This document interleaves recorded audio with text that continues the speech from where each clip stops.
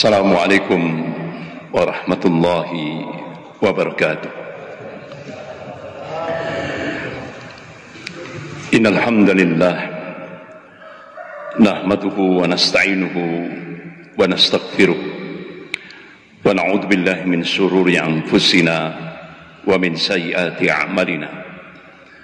May yahdihillahu fala mudilla lahu wa may yudlil fala hadiya lahu.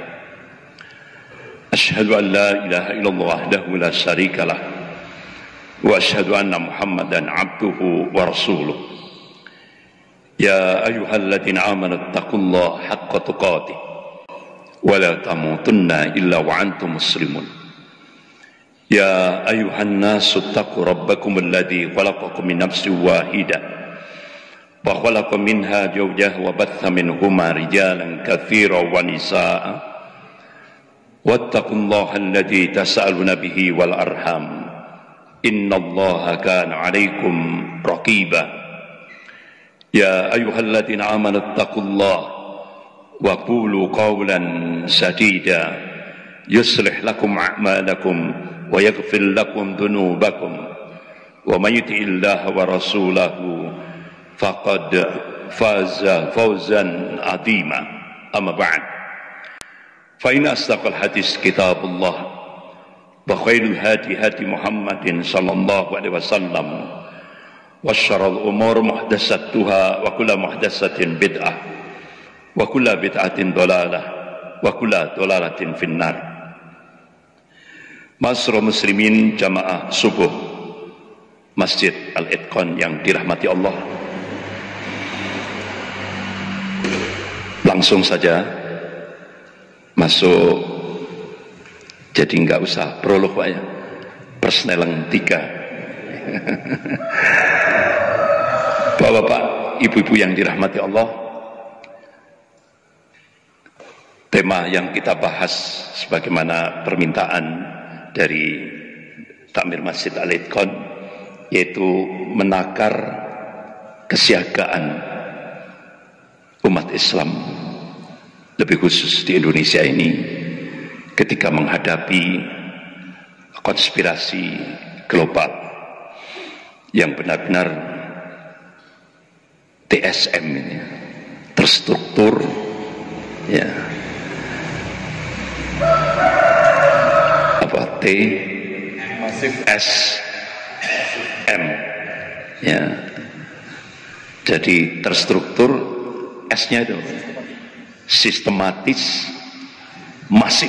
Nah, ini yang kita saksikan sekarang ini. Bapak-bapak, ibu-ibu yang dirahmati Allah, sekarang ini, kalau dulu kekuatan adidaya ada dua, Uni Soviet dan Amerika. Uni Soviet runtuh ketika Allah munculkan Mujahidin Taliban, yang kalau menurut ukuran akal tidak masuk akal. Tapi Mujahidin Taliban punya keyakinan wa man nasru illa min indillahi azizil hakim. Jadi kemenanganmu itu dari Allah ya.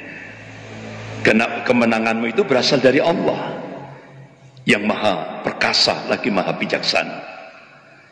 Jadi itulah keyakinan. Jadi kemenangan itu datangnya dari Allah, bukan dari kita ya. Apalagi Allah sudah memberikan satu spirit motivasi kepada hamba-hambanya yang aman wa taqwa, wa kana haqqan alaina nasrul mu'minin. Kewajiban kami, kata Allah, memenangkan, membela, memenangkan golongan mukmin, golongan yang muwahhid, pasti akan dimenangkan oleh Allah Subhanahu wa taala. Jadi bapak-bapak, ibu-ibu yang dirahmati Allah, Uni Soviet yang punya persenjataan yang cukup canggih gitu. Bahkan tentara beruang merahnya yang cukup ditakuti dunia, ternyata bisa dihancurkan oleh Mujahidin Taliban dengan persenjataan jadul. ya kan? Persenjataannya jadul, ya. Ukuran akal tidak masuk akal, tapi Allah tunjukkan kekuasaannya. Sampai akhirnya Syekh Abdul Azam rahimahullah menulis satu kitab kecil, Ayatul Rahman fil Jihad Afghan. Jadi bagaimana Allah tunjukkan kekuasaannya, Allah yang Maha Rahman ini, terutama di medan jihad Afghanistan, sehingga benar-benar hancurnya adidaya Uni Soviet. Walaupun untuk menutupi malunya itu Gorbachev mengekspos di media internasional keruntuhan Uni Soviet itu karena kebijakan Glasnost dan Perestroika. Itu kan cuma menutupi malu saja.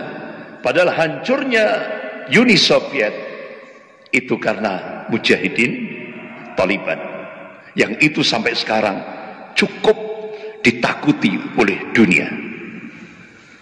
Makanya ketika rombongan tokoh-tokoh mujahidin Taliban, ada kurang lebih sekitar 6-8 orang datang ke Indonesia, diterima oleh Wakil Presiden Pak Yusuf Kala, itu ada pesan apa yang tersirat itu.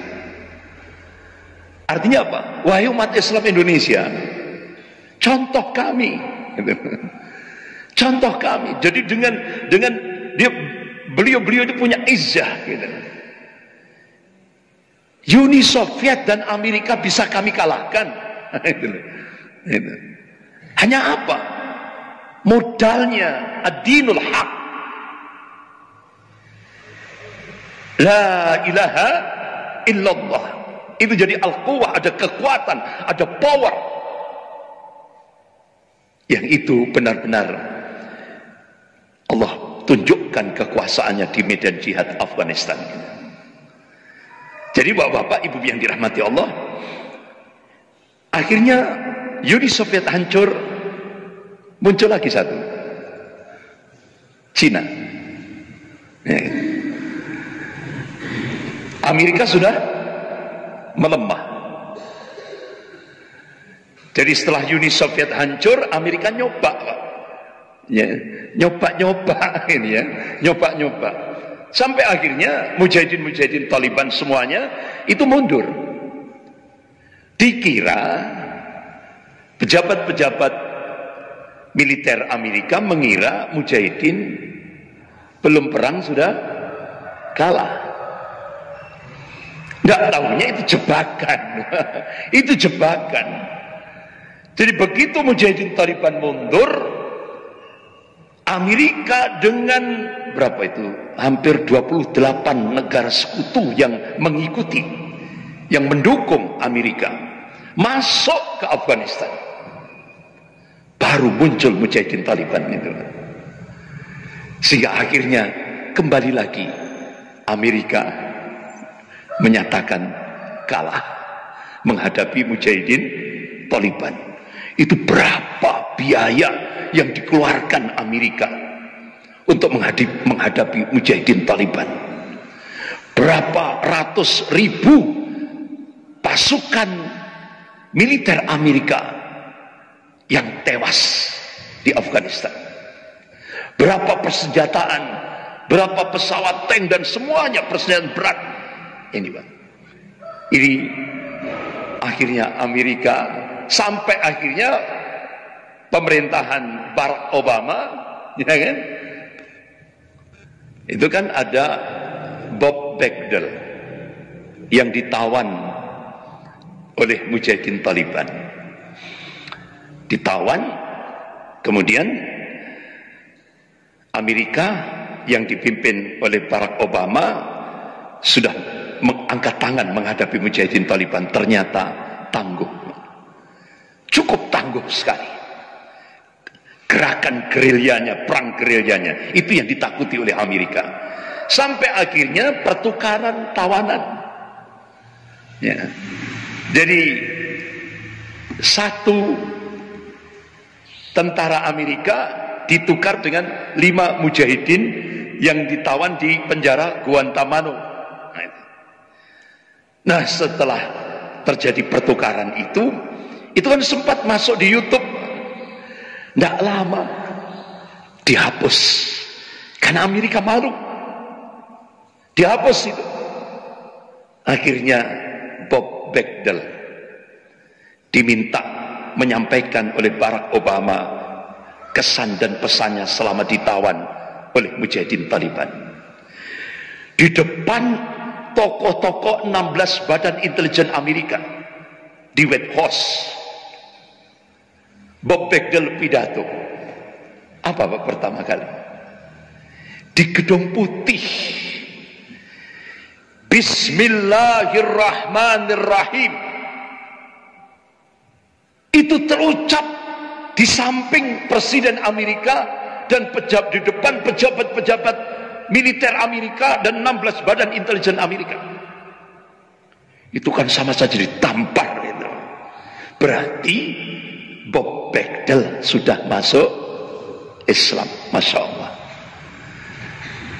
Jadi ucapan Bismillahirrahmanirrahim masuk di Gedung Putih Amerika.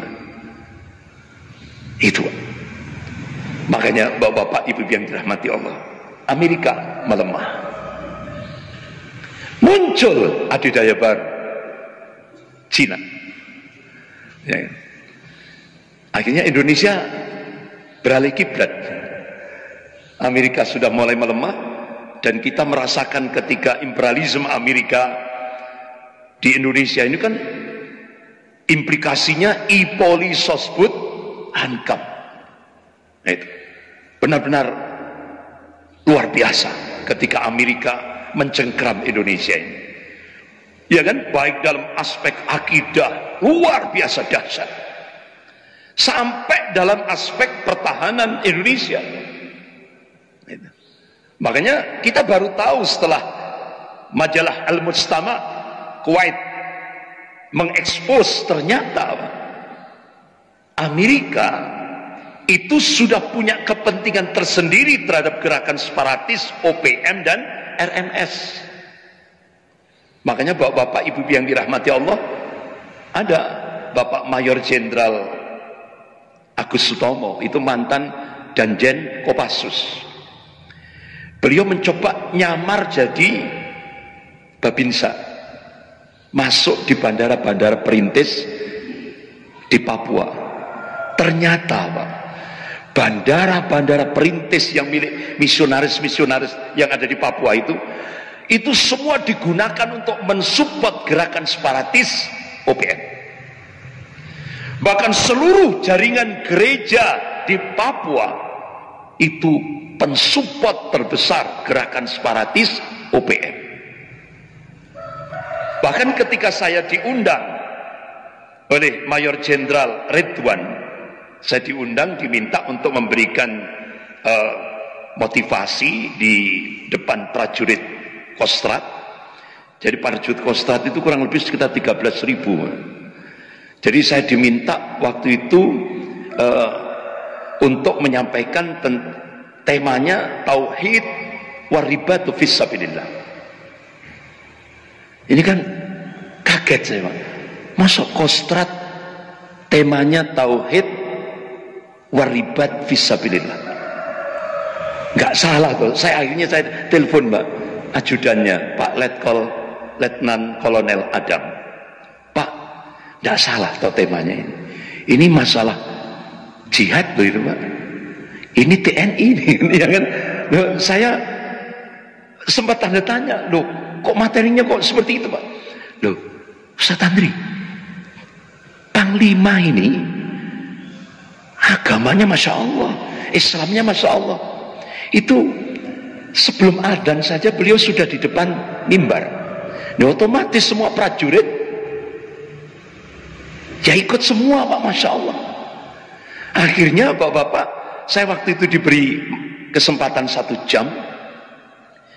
Selesai menyampaikan, selang berapa hari saya ditelepon oleh ajudan Panglima, Bapak Mayor Jenderal TNI Ridwan, Panglima Divisi Kostrad.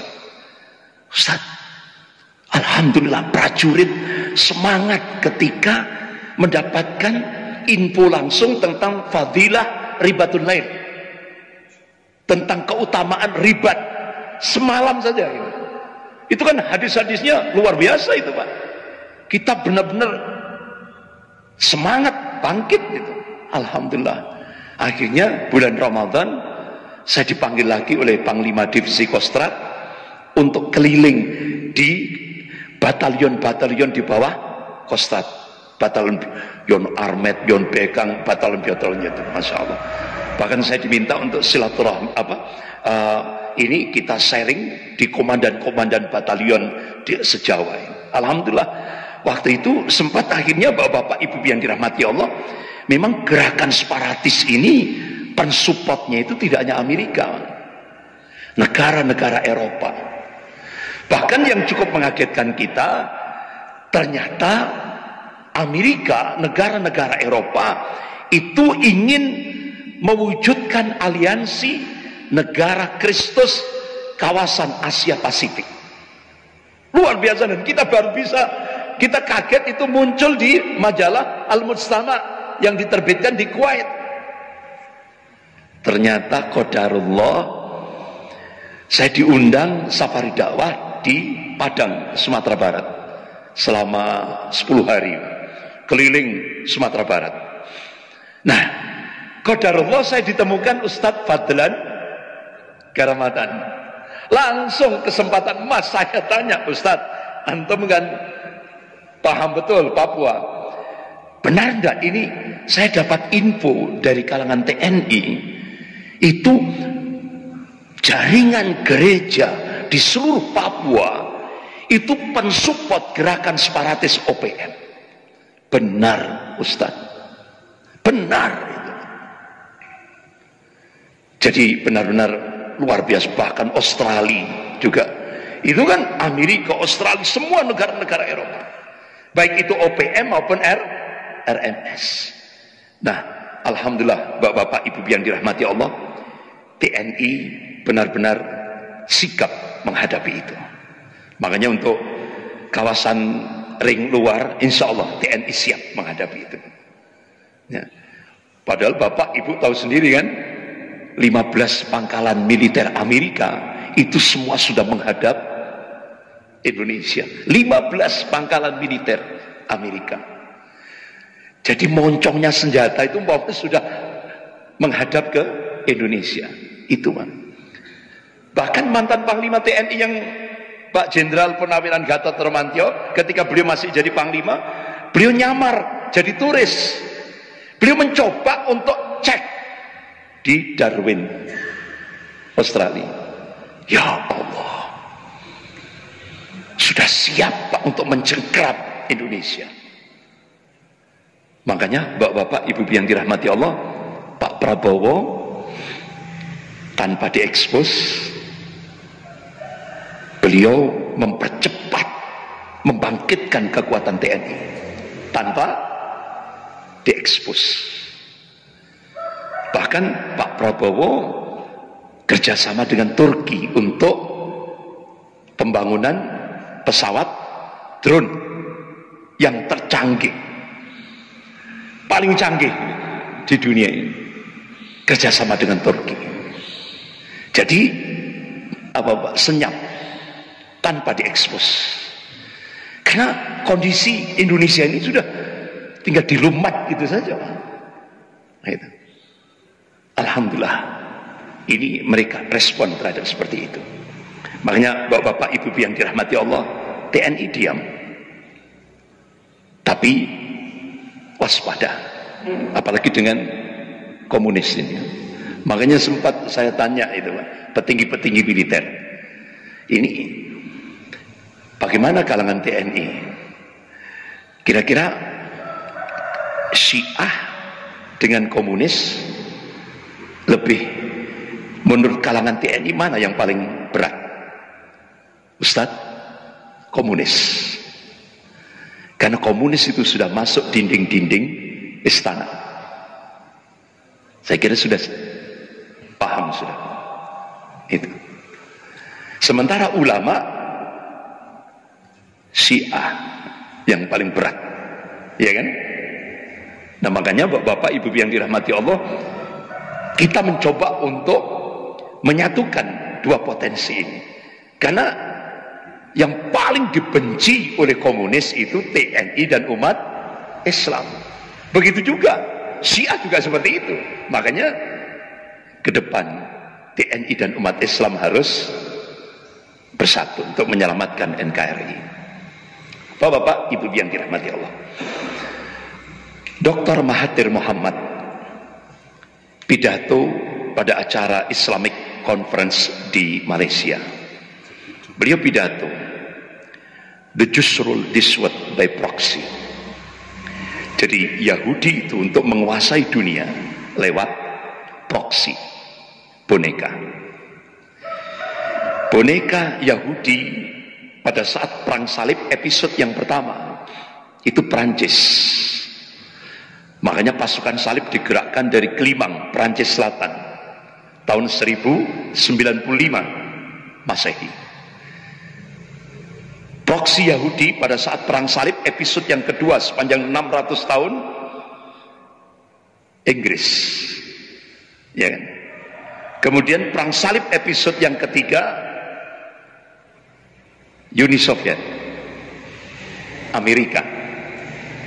Nah sekarang proksi Yahudi Amerika dan Cina.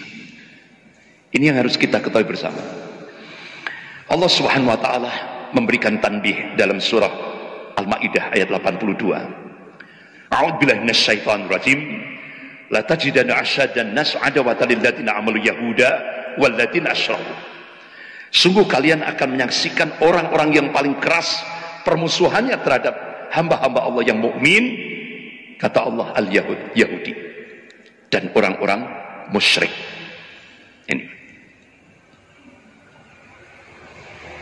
tokoh kemusyrikan sekarang, artinya negara musyrik yang paling sekarang paling mengglobal, Cina. Dan kalau saya ngomong Amerika, Yahudi besar, Yahudi kecil, Israel. Jadi sekarang ini al-Yahud dan musyrik, ateis, komunis. Ini dua proksi Yahudi. Makanya bapak-bapak, ibu yang dirahmati Allah, ideologi Freemasonry, sebuah lembaga Yahudi yang cukup tua di seluruh dunia ini, ideologi Freemasonry Zionis Yahudi itu seperti tombak bermata kembar. Kirinya komunis Cina, kanannya kapitalis Amerika. Jadi Yahudi itu Pak, kanannya kapitalis Amerika, kirinya komunis Cina. Makanya bapak-bapak, ibu yang dirahmati Allah, di akhir November 2019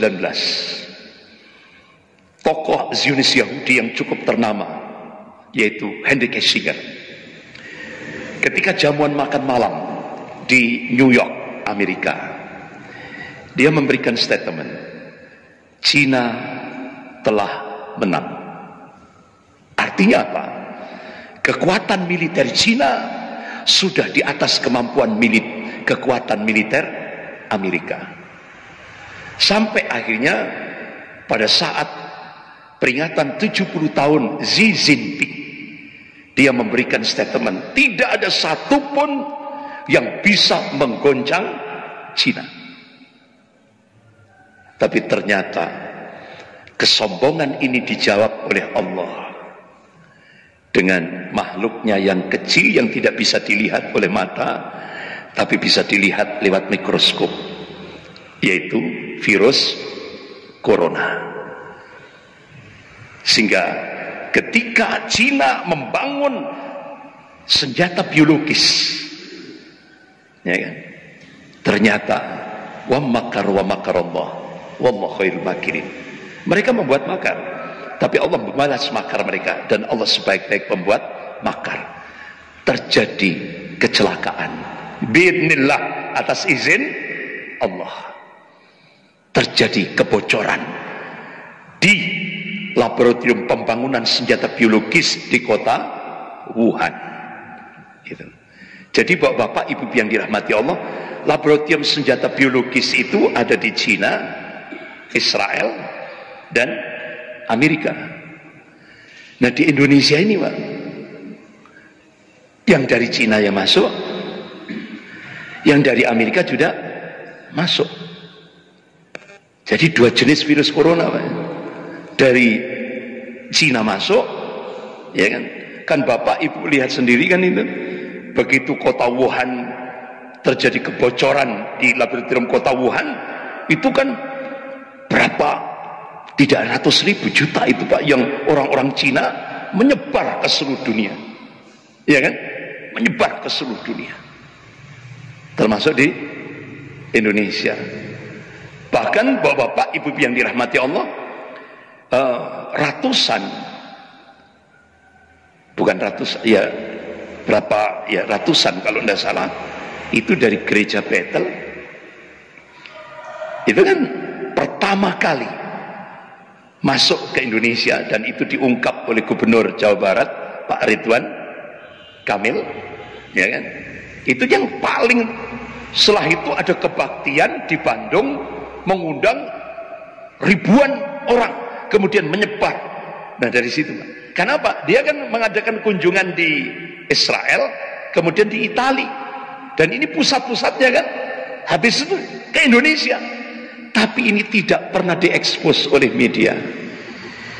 Yang diekspos jamaah tablik yang ada di Kebon Jeruk, kemudian yang ada di Magetan, Temboro. Itu terus yang diekspos, terpapar COVID-19.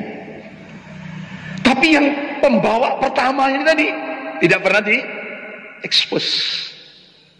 Ini yang harus kita pahami bersama. Ada sebuah